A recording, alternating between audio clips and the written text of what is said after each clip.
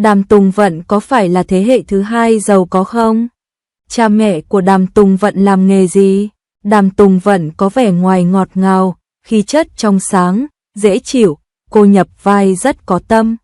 Mặc dù là một cô gái hậu thập niên 90 điển hình nhưng cô lại toát lên vẻ kiêu sa và trưởng thành trái ngược với tuổi tác của mình.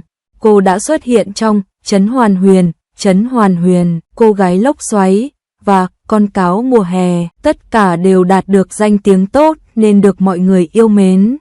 Xuất thân của Đàm Tùng Vận là gì? Có thông tin cho rằng gia cảnh của Đàm Tùng Vận khá tốt, cô là một bai phiêu mây điển hình. Nhưng tôi nghe nói Đàm Tùng Vận muốn dựa vào chính mình để không nổi tiếng như vậy. Nếu không, với điều kiện và xuất thân của chính mình, tôi tin rằng cô ấy đã là một nữ diễn viên nổi tiếng ở tiền tuyến. Cha mẹ của Đàm Tùng Vận là ai? Bạn đang làm gì thế? Biên tập viên bên dưới sẽ giới thiệu chi tiết cho bạn. Cha mẹ của Đàm Tùng Vận là ai? Được biết, Đàm Tùng Vận sinh ra với khuôn mặt xinh đẹp khi còn nhỏ. Mẹ cô đã bế cô đi dạo trên đường, và mọi người đều muốn ôm cô khi nhìn thấy cô. Nhưng càng nổi tiếng, bố mẹ cô càng sợ cô bị tổn thương, họ luôn lo lắng cô sẽ gặp phải những nguy hiểm khó lường. Họ quản lý con gái rất chặt chẽ, yêu cầu sau giờ học về nhà ngay. Nếu đến nhà bạn cùng lớp chơi thì phải gọi điện xin việc. Nếu quên gọi điện, về đến nhà cô ấy sẽ bị chỉ trích. Bố mẹ tức giận đến mức dùng thước đánh vào lòng bàn tay cô. Họ luôn cho rằng tôi là một cô bé nguy hiểm ở bên ngoài và sẽ nghĩ đến hậu quả xấu. Cha mẹ cô hy vọng Đàm Tùng Vận sẽ cư xử đúng mực và không nói dối, vì con gái phải giống con gái. Khi cô học cấp 2, Đàm Tùng Vận quá nhạy cảm nên không thể tiếp xúc với các bạn nam cùng lớp. Có một nam sinh ở trường luyện thi sống gần cô, mỗi lần cô đi ngang qua nhà Đàm Tùng Vận, anh ta đều hét lên ở tầng dưới. Đàm Tùng Vận, đi thôi, chúng ta đi học bù. Nhưng cô sợ quá không dám trả lời, sợ bố mẹ nghe lén sẽ suy nghĩ nhiều. Nhưng trong lòng cô lại có một sự phản kháng yếu ớt. Năm 11 tuổi, cô có cơ hội trốn thoát. Khi đó, trường múa tỉnh Tứ Xuyên đến Lô Châu để tuyển học sinh, Đàm Tùng Vận đã được nhận vào học thành công. Nhưng cha mẹ cô lại hối hận vì lo việc luyện tập sẽ quá vất vả và con gái họ sẽ không chịu nổi, nên đã khuyên Đàm Tùng Vận không nên đi.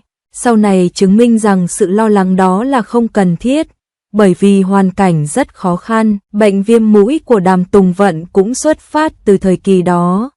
Nhưng Đàm Tùng Vận nhất quyết nói, lúc đó tôi thực sự muốn rời xa bố mẹ và tự mình đi ra ngoài. Được biết, hiện trên Internet không có thông tin nào về bố mẹ của Đàm Tùng Vận. Một số người cho rằng bố của Đàm Tùng Vận là một diễn viên xuyên âm nhưng tin tức này vẫn chưa được xác nhận. Trên mạng có tin đồn Đàm Tùng Vận là con gái của Lee Eng Lee. Vậy Lương Ly là ai? Biên tập viên dưới đây sẽ giới thiệu nó với bạn. Lee Eng Lee, sinh ra ở thành phố Bao Di, tỉnh Thiểm Tây, quê ở Sơn Đông, là một nữ diễn viên ở Trung Quốc đại lục. Năm 1984, lần đầu tiên anh tham gia bộ phim truyền hình Hoa Lan. Năm 1987, ông nổi tiếng khi đồng sản xuất bộ phim The Romance cùng Lý Linh Ngọc.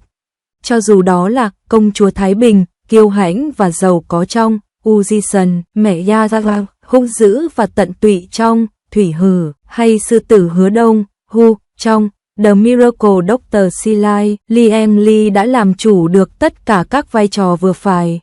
Nhưng cô ấy chắc chắn không phải là mẹ của Đàm Tùng Vận. Vậy mẹ của Đàm Tùng Vận là ai?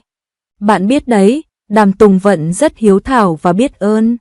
Cô gọi ngày sinh nhật của mình là ngày của mẹ, và gọi mẹ là người vị tha và vĩ đại nhất trên đời. Hiện tại mẹ cô đã qua đời trong một vụ tai nạn ô tô. Từ nay về sau cô chỉ có thể tồn tại trong ký ức của chính mình. Chỉ có Đàm Tùng Vận mới biết được nỗi đau trong lòng cô, e rằng nhất thời sẽ khó vượt qua được.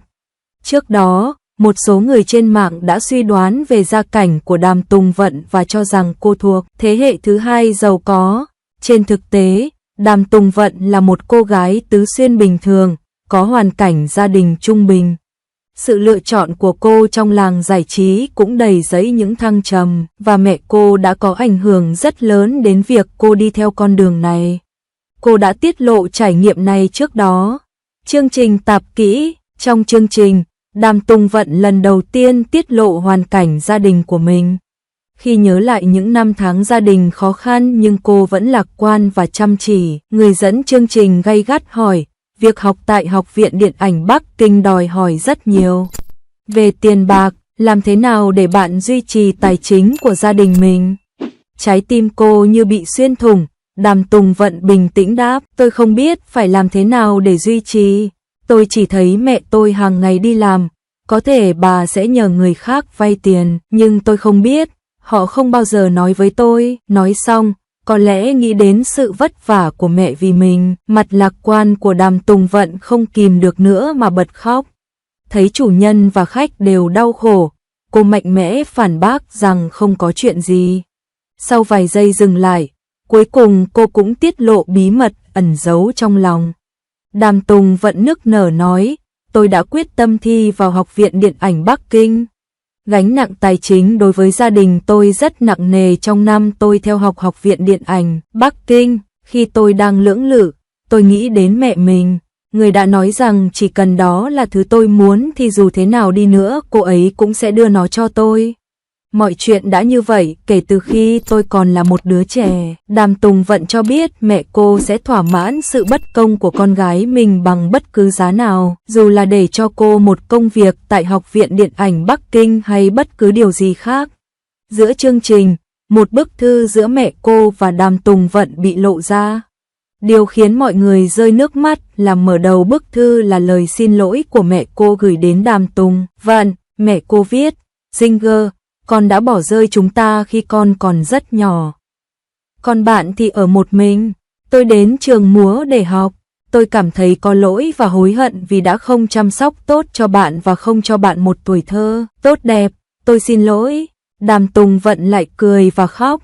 Cô thấy điều này chứng tỏ mẹ cô là một người rất nhân hậu, một người phụ nữ rất yêu thương gia đình và quản lý tốt. Cuối chương trình, Đàm Tùng Vận bày tỏ mong sau này bố mẹ sẽ không lo lắng quá nhiều, hy vọng mình có thể làm được điều gì đó cho họ và nói với họ rằng bây giờ tôi có thể làm được. Cây muốn lặng mà gió không ngừng, đứa trẻ muốn bế lên mà không được hôn. Nhìn thấy cảnh này, nhiều người chắc phải ứa nước mắt. Tình yêu huyết thống là điều đương nhiên, dù con bao nhiêu tuổi, học giỏi đến đâu, cha mẹ vẫn sẽ coi con như con cái và lo lắng không biết con có chăm sóc tốt cho bản thân hay không. Mặc dù Đàm Tùng Vận từng có hoàn cảnh gia đình nghèo khó nhưng mẹ cô lại là niềm tự hào của cô. Từ giờ trở đi, ngày chúc mừng của những người khác sẽ trở thành ngày tưởng nhớ của cô bé này, khiến ai cũng phải đau lòng.